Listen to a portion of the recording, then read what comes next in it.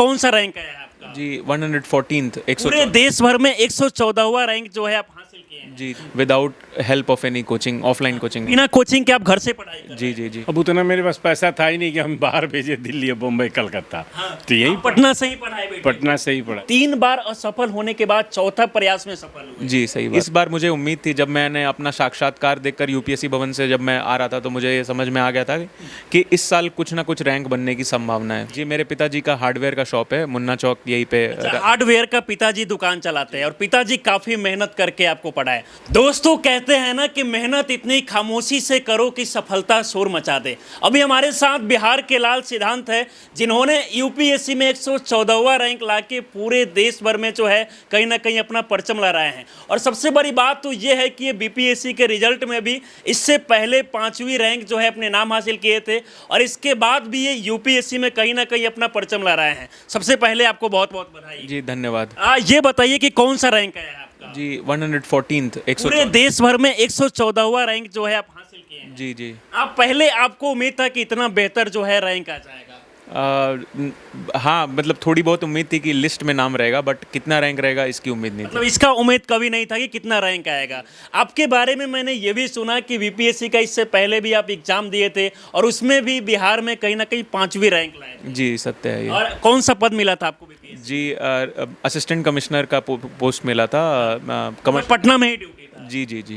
बहुत सारे लोग हैं बीपीएससी में, जब वो सफल हो जाते हैं तो आगे तैयारी कुछ नहीं करते हैं, लेकिन बीपीएससी में कहीं ना कहीं बीपीएससी क्रैक करने के बाद भी आप पटना में ड्यूटी कर रहे थे और इसके साथ साथ यूपीएससी का तैयारी भी कर रहे थे। जी जी सही है।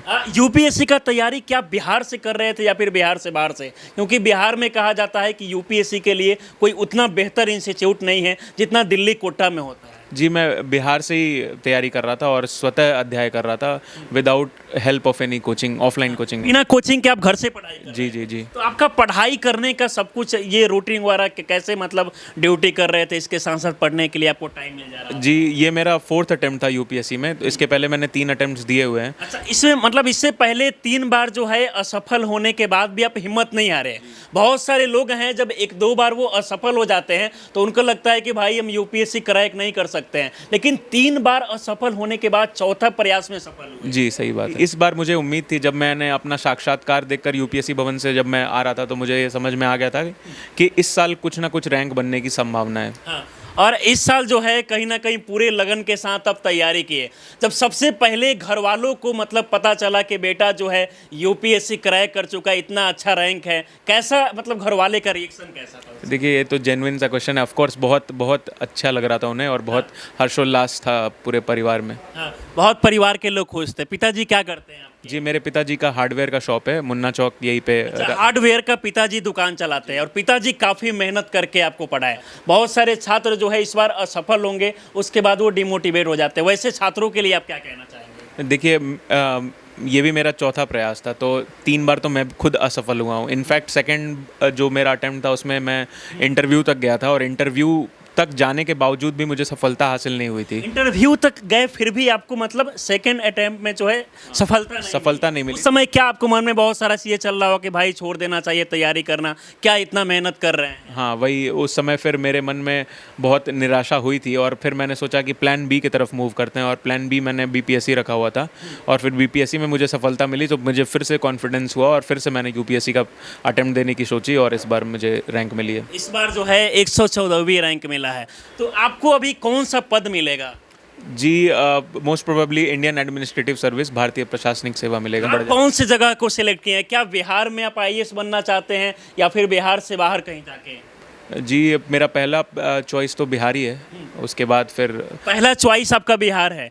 बिहार के लोग का एक सवाल काफ़ी ज़्यादा होता है कि जो भी आईएएस ऑफिसर होते हैं, डीएम होते हैं, सबके बारे में हम बात नहीं कर रहे हैं, लेकिन कुछ लोग जो है करप्शन का कहीं ना कहीं शिकार हो जाते हैं, भ्रष्टाचार में मिल जाते हैं, लेकिन आप क्या कुछ अलग सोचे हैं? जी, मेरा तो शुरू से मानना है कि honesty is the best policy और जितने ज़्यादा आप अपने प्रति ईमानदार रहिएगा उतना ज़्यादा आप समाज के प्रति ईमानदार रहिएगा। तो आप ऑनेस्टली पूरा ईमानदारी से काम करेंगे? हाँ जी बिल्कुल। मतलब पूरा दावा करते हैं एकदम ना? हाँ, ऑफ कोर्स। बाकी हमारे साथ सिद्धांत के पिताजी हैं, इनसे हम बात करेंगे। ये बताइए कैसा आपको महसूस हो रहा है कि आपके बेटा जो है पूरे देश भर में 114वीं रैंक लाए हैं?